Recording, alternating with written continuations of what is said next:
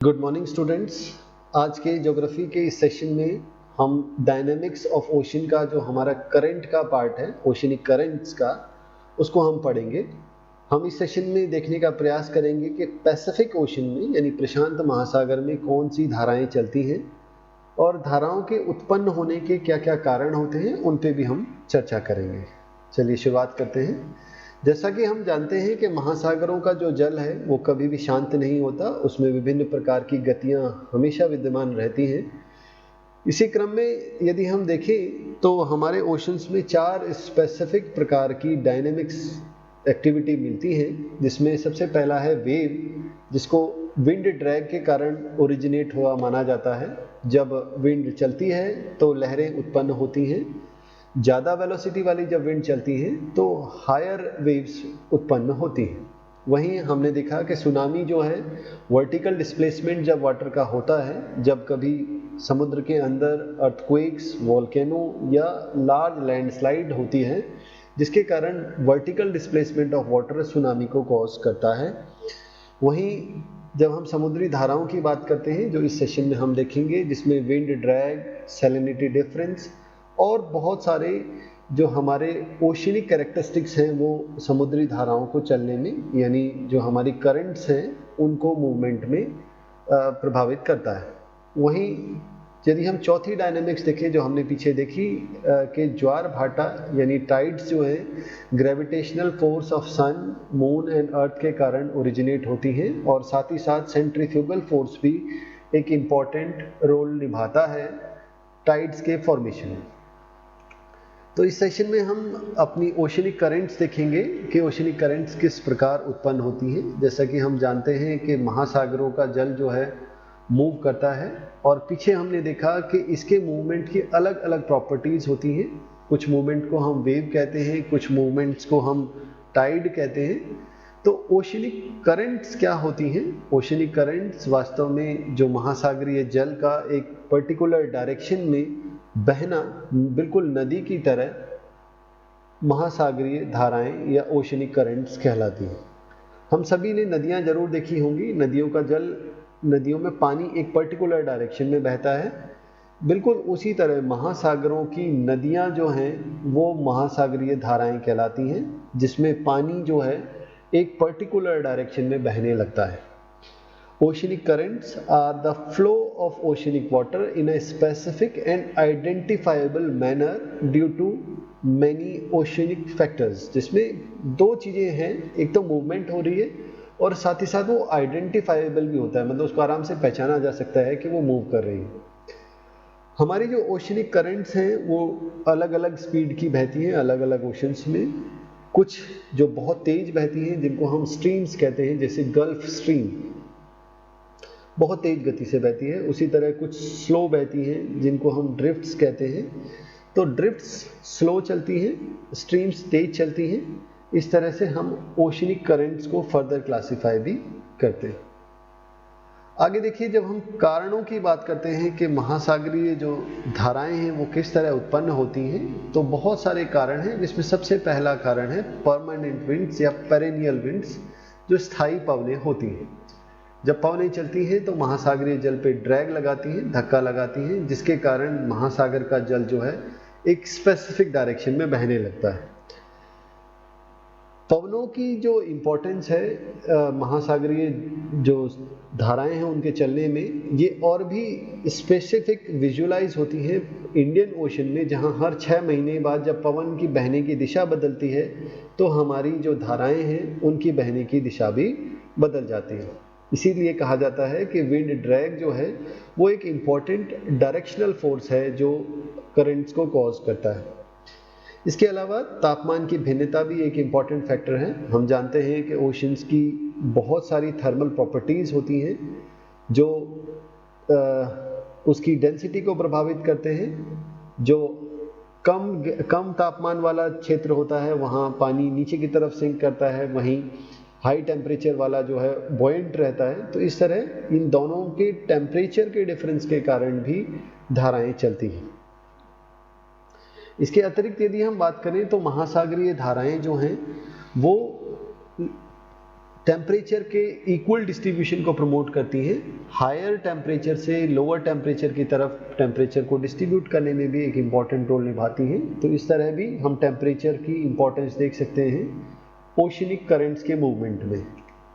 इसके अलावा यदि हम बात करें तो जो हमारे कॉन्टिनेंट्स के फॉर्म हैं, जो उसकी शेप है, उसका आकार और बनावट जो है, गहराई जो है, वो भी दिशा देने की काम करती है महासागरीय धाराओं को। इसके अलावा रोटेशन ऑफ अर्थ, जिसके कारण फेरर के नियम के अनुसार नॉर्दर्न हेमिस्फीयर में राइटवर्ड और साउदर्न हेमिस्फीयर में लेफ्टवर्ड धाराएं मुड़ जाती हैं और कई स्थानों पर ये गोलाकार भी घूमने लगती हैं।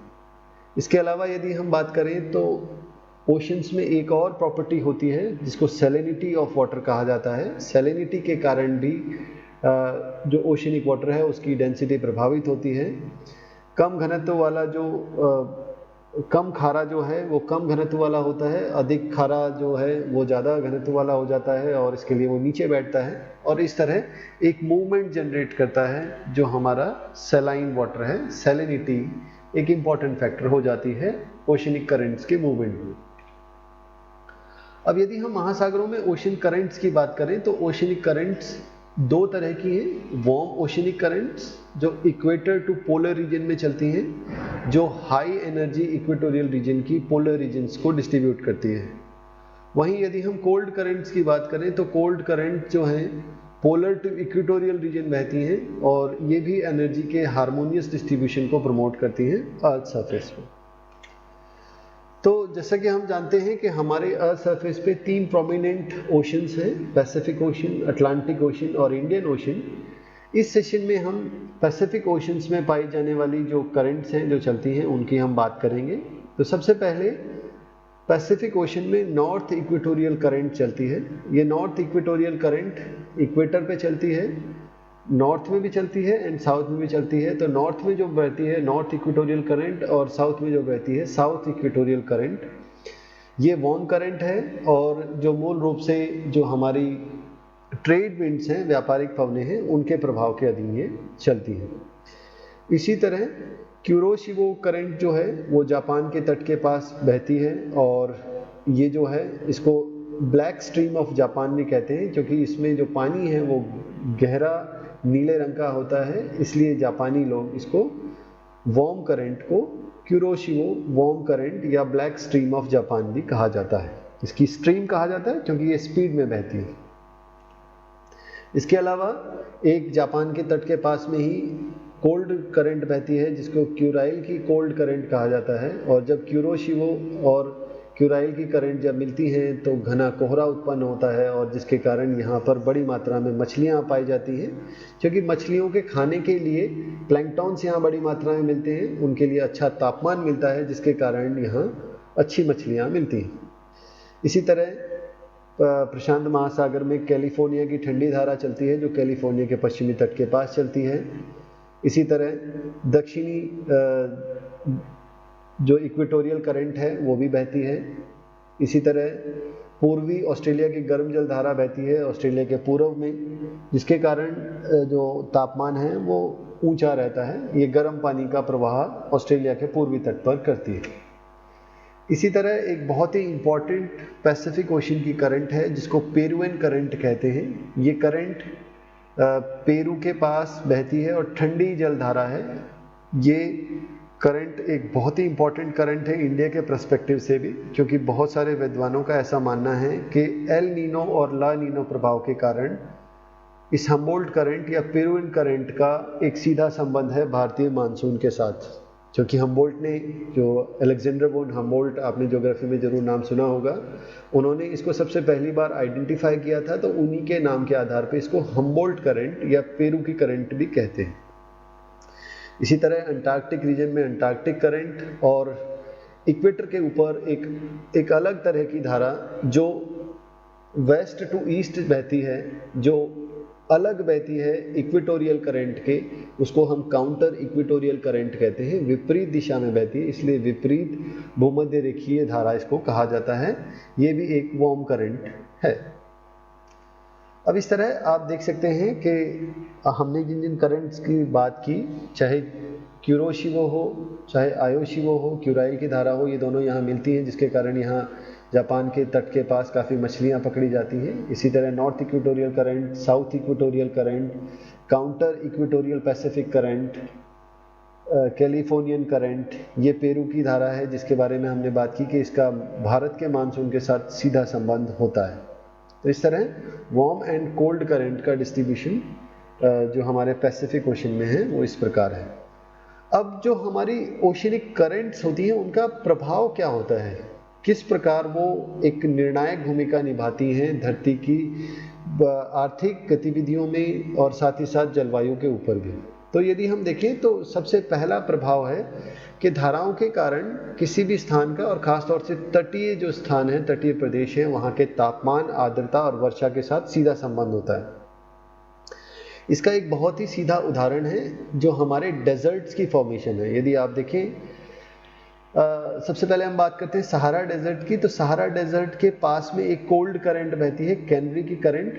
अब देखिए, वर्षा हमेशा तब होती है जब जो हवा है जिसमें नमी हो वो ऊपर की तरफ उठती है, लेकिन कोल्ड करंट के कारण हवा डिसेंडिंग हो जाती है और डिसेंडिंग हवा रेनफॉल कॉज नहीं करती बल्कि ये एरिडिटी को प्रमोट करती है। इसीलिए जहाँ जहाँ डेजर्ट्स हैं उनके पास में एक कोल्ड करंट है और इस कोल्ड करंट के ही परिणाम स्वरूप डेजर्ट्स का निर्माण हुआ है।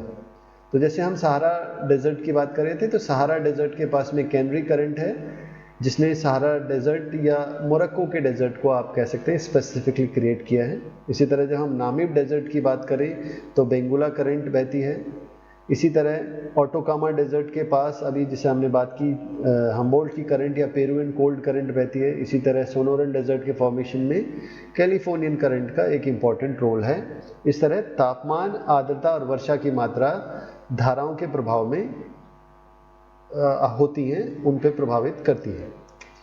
आगे यदि चलें तो कुछ उच्च अक्षांशों पर जहाँ पर बहुत अधिक ठंड पड़ती है, जिसमें लंदन एक उदाहरण है, आपके सामने दिखाया गया है कि वो 60 डिग्री नॉर्थ में है लोकेटेड, जहाँ साल भर ठंड पड़ती है और पानी फ्रीजिंग कंडीशन में हो जाता है सर्दियों में।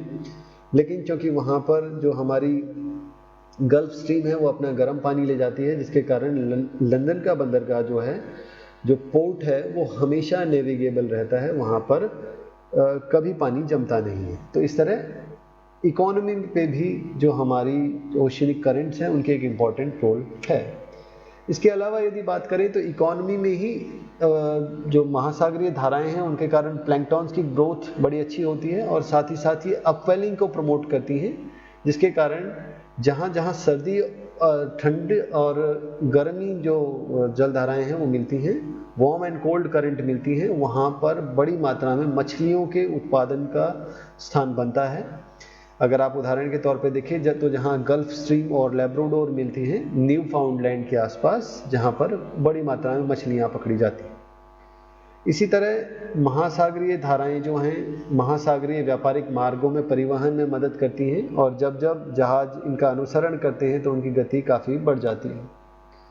यदि हम क्लाइमेटोलॉजिकली देखें तो जहाँ गर्म और ठंडी जलधारा मिलती है वहाँ घना कोहरा छाया रहता है और कई बार ये घना कोहरा दुर्घटनाओं को भी लीड करता है। आपने सभी ने 1912 में हुए जो हमारी दुर्घटना है, जहाँ पर जो हमारी गर्म और ठंडी जलधारा मिली, जिसके कारण हमारे शिप सिंक हो गए और इस तरह जो हमारी दुर्घटना हुई जिसका एक रिस्पॉन्सिबल माना जाता है हमारे कोहरे को, जहाँ गर्म और ठंडी जलधारा मिलती है, जिसके कारण यहाँ पर घना कोहरा छाया रहा और दुर्घटनाएं होती रहती हैं।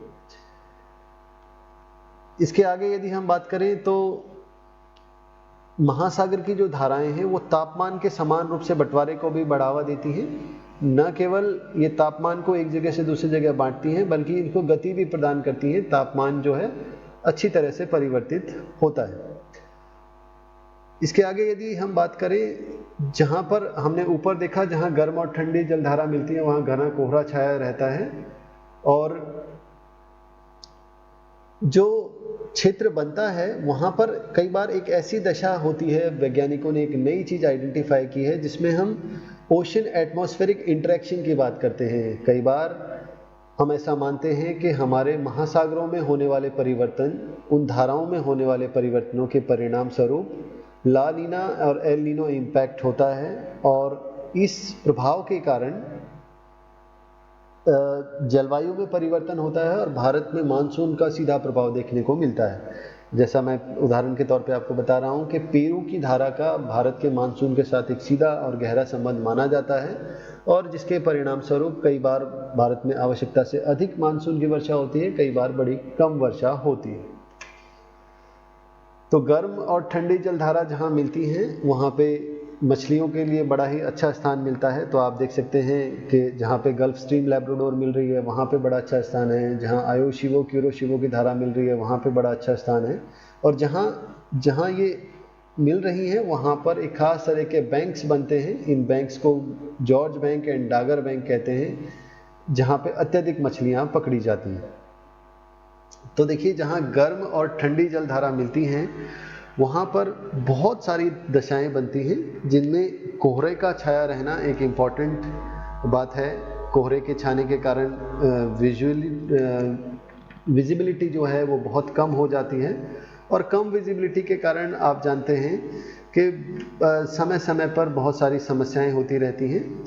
जैसा कि आप सभी जानते हैं कि महासागर जो हैं हमारे व्यापारिक जो मार्ग हैं उनका केंद्र होते हैं, और इन व्यापारिक केंद्रों के ऊपर जब कोहरा छाता है तो विजिबिलिटी कम होती है, जिससे नुकसान होता है।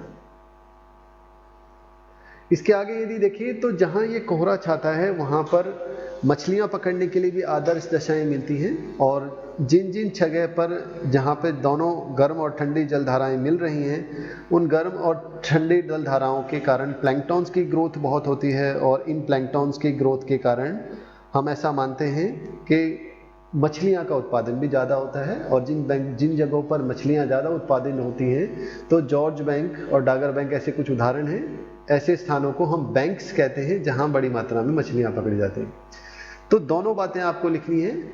गर्म ठंडी जलधारा मिलने के कारण दुर्घटनाएं होती हैं, जो 1912 में आपने टाइटैनिक की दुर्घटना सुनी थी, वो उस स्थान पे हुई जहाँ पर गल्फ स्ट्रीम और लैब्राडोर मिल रही हैं। तो काफ़ी बड़े पैमाने पर यहाँ पर विजिबिलिटी कम थी।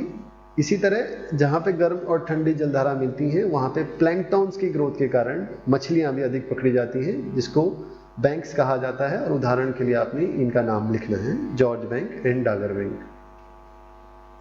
तो इस तरह स्टूडेंट्स हमने इस क्लास में देखने का प्रयास किया कि किस तरह धाराएं उत्पन्न होती हैं, धाराओं का किस तरह परिभाषित किया जा सकता है, और साथ ही साथ हमने देखा कि पैसिफिक ओशन में किस प्रकार की oceanic currents, cold currents and warm currents चलती हैं। साथ ही साथ हमने ये देखने का प्रयास किया कि धाराओं का क्या प्रभाव होता है, धाराओं के क्या इम्पैक्ट्स हैं हमारी इकोनॉमी पर, हमारी एटमॉस्फेरिक कंडीशंस पर, क्लाइमेट पर और परिवहन पर। तो जो बहुत ही इम्पॉर्टेंट है, आपके एग्ज़ाम्स में Pacific ocean, Atlantic ocean, Indian ocean की करंट्स या इनकी जो ओशनिक करंट्स हैं उनकी सिग्निफिकेंस के ऊपर क्वेश्चन आता है। तो आप सभी को क्लास का लेक्चर सुनने के बाद इन प्रश्नों का उत्तर देना है। ये सारे प्रश्न हमने अपनी क्लास में डिस्कस किए हैं। यदि आपके फिर भी कुछ प्रश्न बच जाते हैं जो आप नहीं कर पाएँ तो वो आप इस ईमेल आईडी के माध्यम से या कॉलेज के व्हाट्सएप ग्रुप के माध्यम से शेयर कर सकते हैं। आज के लिए इतना ही इस कक्षा में। धन्यवाद।